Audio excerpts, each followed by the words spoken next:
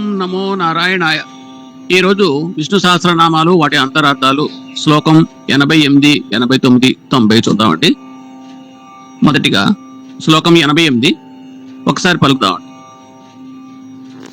సులభ సువ్రత సిద్ధ శత్రుజిత్ శత్రుతాపనః న్యగ్రోధో దుంభరో శ్వస్థ చాణూరాంధ్ర నిషూదనః. మొదటిగా సులభ అంటే భగవంతుడు సర్వసులభుడు. ఆయన కృపను సంపాదించడానికి విశిష్ట ప్రతిభ అవసరం లేదు. భావన ఒక్కటే అమోఘ సాధనం. అనన్య భావనతో ఆకులు, పూలు, పండ్లు, నీళ్లు అర్పించి భగవంతుని ప్రసన్నం చేసుకోవచ్చు. ఆ విధంగా ఆయనను సులభగా పిలుస్తారు. తర్వాత పదం సువ్రత అంటే హృదయపూర్వకంగా తనను స్మరించిన వాణ్ణి ఆయన అత్యంత ఆత్మీయతతో తన వాడిగా చేసుకుని వాడికి అన్ని రకాల అభయము ఇస్తానని ప్రతిజ్ఞ చేశాడు. ఆ ప్రతిజ్ఞయే ఆయనను సువ్రతుని చేసింది. మంచి వ్రతాన్ని ఆచరించే వారికి భగవంతుడు సులభుడు. అందువల్ల కూడా ఆయన సువ్రతుడుగా పిలువబడుతున్నాడు. లేకపోతే చిన్న వివరణలోకి వెళ్తే నిరాహార దీక్షను కూడా వ్రతం అంటారు. దానివల్ల పరమాత్మ బోధ కలుగుతుంది. శరీరం ఎల్లప్పుడూ ఏదో ఒకటి పొందాలని తాపత్రయపడుతుంది. ఇది శరీరపు పార్థివ లక్షణం. సాధారణంగా శరీరధారి తన శరీరపు ఈ అవసరాల వెనుక ఉన్న రహస్యాన్ని తెలుసుకోలేడు. రుచికరమైన భోజనం, చల్లని నీళ్లు, అందమైన రూపం, కమనీయ గానమాధురి ఉదాహరణకి ఇంద్రియ సంబంధమైనవి. ఇవన్నీ కూడా ఈ అన్ని సాధనాలు శరీరం ద్వారా ఒక అశరీరి ఆరాధన కోసం సమకూర్చుకునేవి. కొంతసేపు ఈ ప్రక్రియను ఆపివేస్తే శరీరంలోని అశరీరత్వం తెలిసిపోతుంది. ఇదే వ్రత ఉపవాస రహస్యం. అందుకే వ్రతాన్ని, నిరాహార వ్రతాన్ని హరిహాసం అంటారు.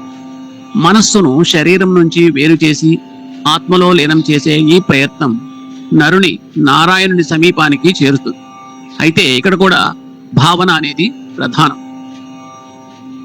తర్వాత పదానికి వస్తే అండి, సిద్ధ అంటే భగవంతుడు స్వయం సిద్ధుడు. ఆయన అస్తిత్వాన్ని నిరూపించడానికి ఎటువంటి బాహ్య నిదర్శనము అక్కర్లేదు. ఎవరికి భగవంతుని మీద విశ్వాసం ఉంటుందో వారికి ఆయన ఎప్పుడూ ఉన్నాడు. అందువల్ల ఆయన్ను సిద్ధుడుగా కూడా పిలుస్తారు. తర్వాత పదానికి వద్దామండి. శత్రుజిత్ శత్రుతాపనః. భగవంతునికి తన సొంత శత్రువులు లేవు, కానీ అతను దేవతల శత్రువులను లేదా పుణ్యాత్ముల శత్రువులను తన స్వంత శత్రువులుగా భావించి వారితో పోరాడి వారిని ఓడించాడు. కావున శత్రుజిత్ అని పిలువబడ్డాడు. ఓడించడమే కాకుండా వారి నేరాలకు వారిని హింసించడం లేదా శిక్షించడం కూడా చేశాడు. కావున శత్రుతాపనగా పిలుస్తారు. తర్వాత పదానికి వద్దాం. న్యగ్రోధుంబరో స్వస్థ అంటే ఒకటి న్యగ్రోధం అంటే మర్రి చెట్టు, క్రింద వైపుకి పెరిగే చెట్టు అని అర్థం. 2 ఉదుంబర అంటే మేడి చెట్టు. అది ఊర్ధ్వముఖి, ఆకాశాన్ని ఆక్రమిస్తుంది. దీన్ని జీవమయమని కూడా అనవచ్చు. గింజ గింజలో అనంతమైన జీవులుంటాయి. 3వది అస్వస్థం అంటే రావి చెట్టు. దీని ఆకులు ఎప్పుడూ కదులుతూ ఉంటాయి. ప్రపంచ నశ్వరతను, చంచలతను, గతిశీలతను ద్యోతకం చేస్తూ ఉంటాయి. ఈ విధంగా 3 పేర్లు అయిన న్యగ్రోధుడు, ఉదుంబరుడు, అస్వస్థుడు భగవంతుని 3 కోణాలను తెలుపుతాయి. న్యగ్రోధం భగవంతుని పార్థివ భావనకు నిదర్శనం. ఉదంబరం ఉత్కృష్ట ఉదాత్తను, అస్వస్థం అనంతాల నిరంతరతను నిరూపిస్తుంది.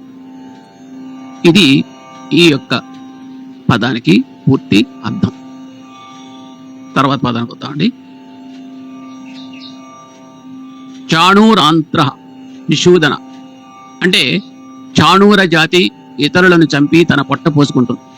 దీని అర్థం జాతిని ఉద్దేశించింది కాదు. పోషణ కోసం ఘోర స్వార్థ భావనతో ఇతరులను హత్య చేసే వారికి భగవంతుడు తగిన దండన విధిస్తాడు. ఆయన పాపాన్ని దోషాన్ని నాశనం చేస్తాడు, పాపులను కాదు.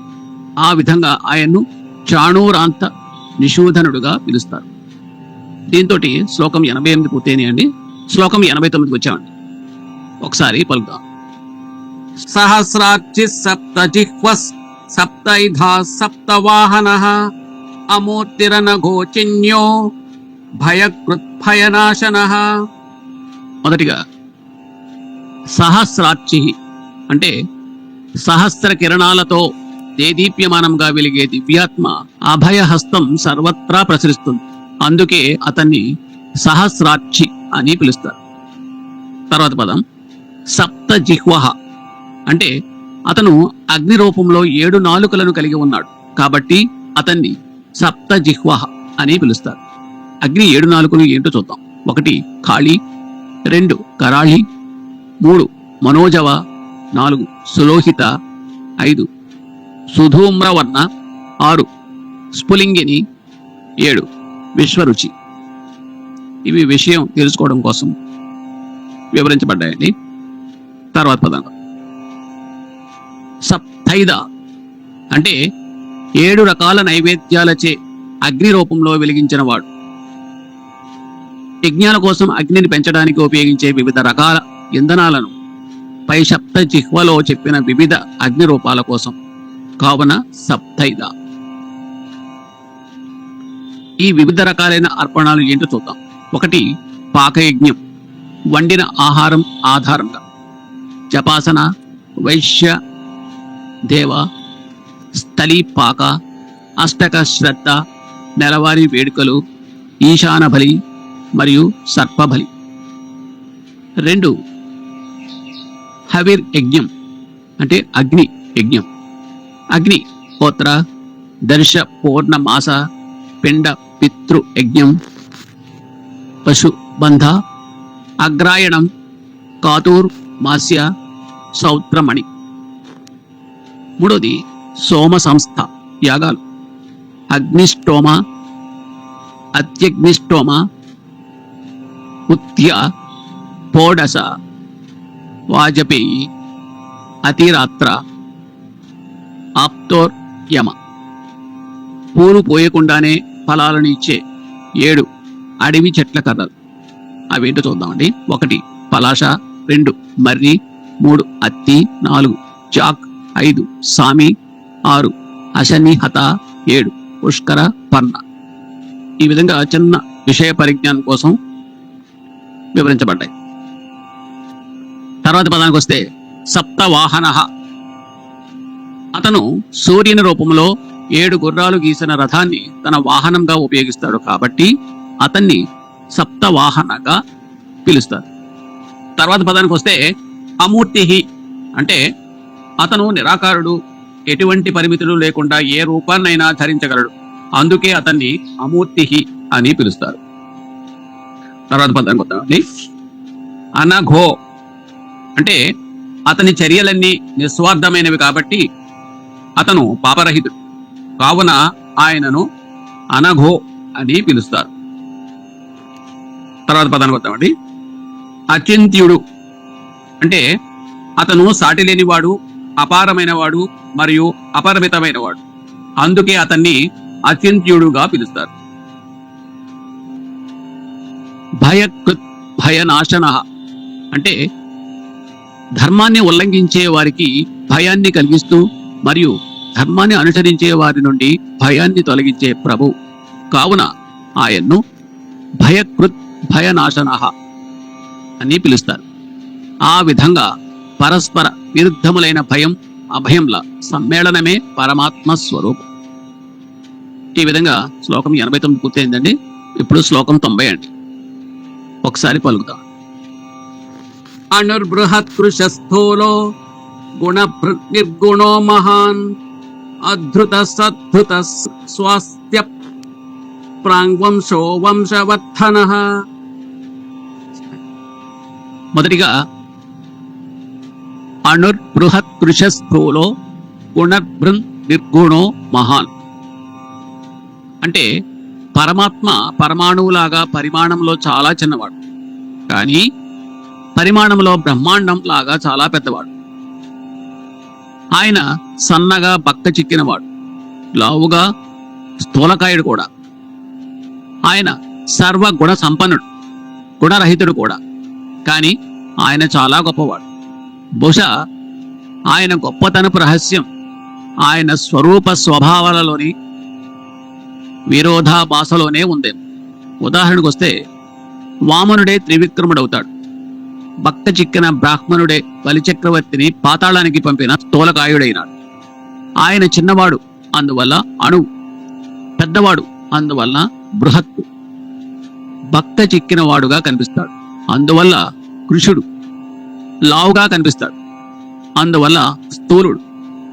ఉత్తమోత్తమ గుణాలు ఆయనలో కనిపిస్తాయి, అందువల్లనే ఆయన గుణభృత్, అంటే గుణాలను మోసేవాడు.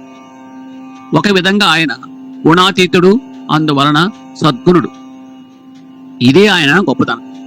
ఈ విధంగా చక్కగా వివరణ ఇవ్వడం అనేది జరిగిందండి. తర్వాత పదం మహాన్, అంటే అందువల్లే గొప్పవాడు. ఆ విధంగా అణు, బృహత్, కృష, స్థూల, గుణభృత్, నిర్గుణ, ఈ 6 పేర్లు భగవంతుని వ్యక్తిత్వ అనిర్వచనీయతను వ్యక్తం చేస్తాయి. నిర్గుణ అనగా నిరాకారుడు అని అర్థం. ఎంత చక్కగా చెప్పబడిందండి వివరణ. తర్వాత పదం కొత్త అధృతుడు, అంటే మనం ఎప్పుడూ ఆయనతోనే ఉంటాం, కానీ మనం శరీర ధారణ చేస్తే ఆయన మనసు ధరిస్తాడు, అందువలన ఆయనను అధృతుడుగా పిలుస్తారు.